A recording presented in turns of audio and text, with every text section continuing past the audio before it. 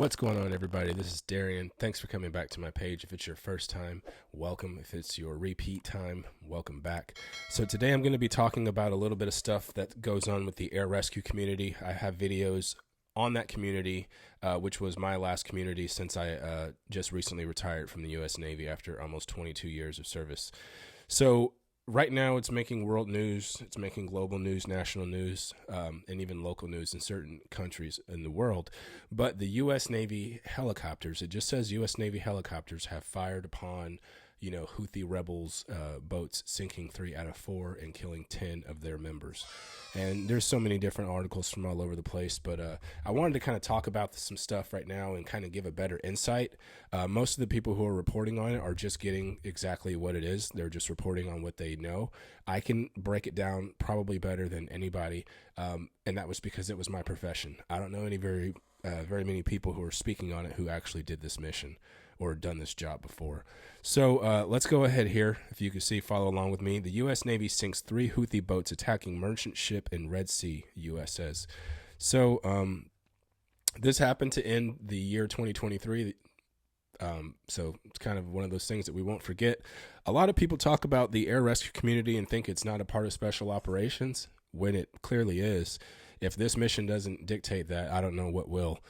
They think that we're just search and rescue swimmers, which we are, but we also do aerial gunnery. We're door gunners. We do close air support. We defend a lot of people on the ground, whether they're in the water or on the ground.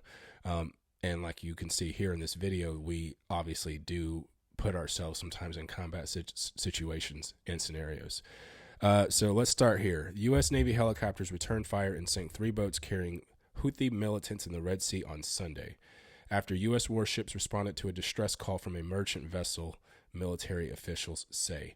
So let's stop right here real quick. The military officials say that there was a distress call, and we always have these distress calls, that we can monitor. There are certain frequencies while we're out to sea. The U.S. ships can monitor distress calls from other vessels that they're either being hijacked. There's some sort of disaster. They have to abandon ship, stuff like that. So they just sent out a distress call, and our ships had obviously responded and sent the helicopter squadron. So it happened at 6:30 in the morning, according to the local time. So let me go ahead and paint a picture of what really happened. So the aircraft was probably spot. It was on spot on the aircraft carrier. It was not flying. There's a chance it could have been flying, but there's a high chance that the alert crew was launched. So we don't start flight ops that early most of the time on carriers. The crew for the day could have probably briefed, but if it was something that, on Sunday, let's say it's a no-fly day, we still try and give ourselves downtime. The crew was launched for an alert. Now, based on going into 5th Fleet, so once they cross the Suez Canal from 6th Fleet in the Mediterranean, they enter the Red Sea. We are now in what's called the 5th Fleet, which is most of the Middle East. And because of that, sometimes the TTPs, sometimes our ROE, rules of engagement, and our TWC, or threat warning conditions, where enemy contact is probable, imminent, or improbable, we will set up our weapons postures like that. So that crew most likely were outfitted with the M240 Delta, which is the same thing for all you ground guys that know about the M240 Bravo. It's the same exact firearm. It's just set up with a spade grip buffer instead of the buttstock in the bipod. Now, we do have that. We carry that with us in case we hit the ground. We will then go ahead and swap it out from aircraft configuration to ground configuration. And so, yeah, and then we also have the GAU-21 machine gun, which shoots a 50 caliber round. The barrel to the GAU-21 is right here, and I have an M240 barrel right over here by my side. So they shot one of these 2 weapon systems at the threats.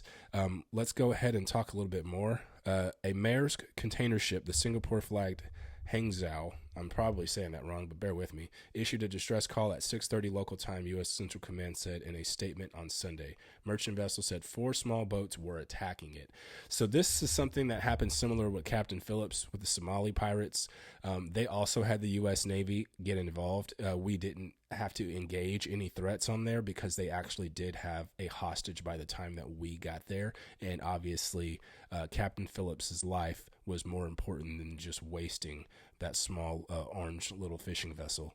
All right, it says the small boats originating from Houthi-controlled areas in Yemen fired crew-serve and small arms weapons at the Maersk Hangzhou, getting within 20 meters of the vessel, so that's pretty close, and attempted to board the vessel, Central Command says.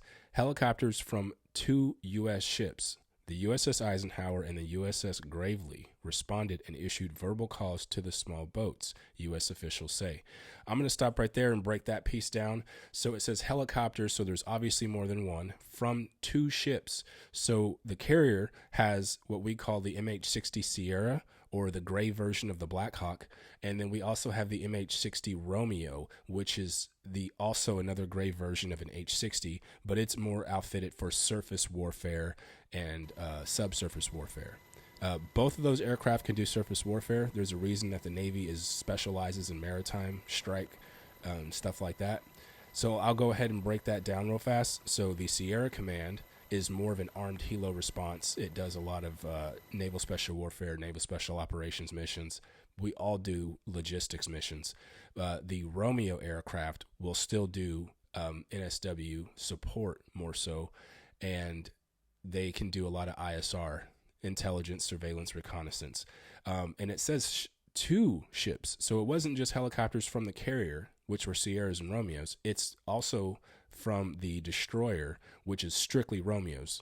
And so because of that, I don't know how they actually decided to get involved with the actual formation pattern, what patterns. Obviously, I remember all this stuff. I just retired. I've been a gunner for the last 20 years.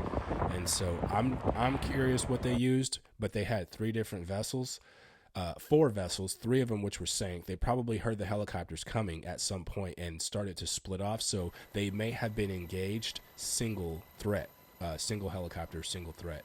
I don't think they were all standing in a row just getting murked by helicopters, but we don't know. The report will come out later. While the helicopters were in process of issuing verbal calls to the small boats fired upon U.S. helicopters with crew-serve weapons and small arms.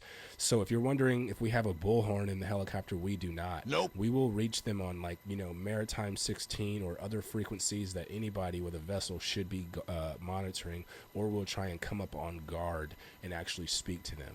And if they do not take heed to those warnings, then that's when we will start to do different things to go ahead and de-escalate it. But as you can see, that did not happen. They shot at the helicopter, and because of that, we obviously have the inherent right of self-defense, so therefore they exercised that and took them out. Service members aboard the Navy helicopters returned fire and sank 3 of the 4 small boats, killing the crews, U.S. officials say. The 4th boat fled the area. So that will be considered a hard kill or a mission kill, depends on what it is. So a mission kill is something that stops the enemy from completing their mission, which was to go ahead and hijack that Maersk container ship, cargo ship, Group 3 ship. A hard kill is just that, hard down, right? You cannot do it. So a mission kill and a hard kill can be one and the same. This seems like it was a little bit of both. In a statement Sunday, the Houthis said they lost 10 group members after U.S. forces fired on their vessels, referring to the engagement as dangerous behavior. That will have negative repercussions. So I don't know how you can think you trying to hijack a ship is not also dangerous behavior that has consequences and repercussions. So those Houthi tribes off the coast of Yemen definitely fear the sound of the 4-bladed MH-60 helicopter variants. I guarantee it from now on.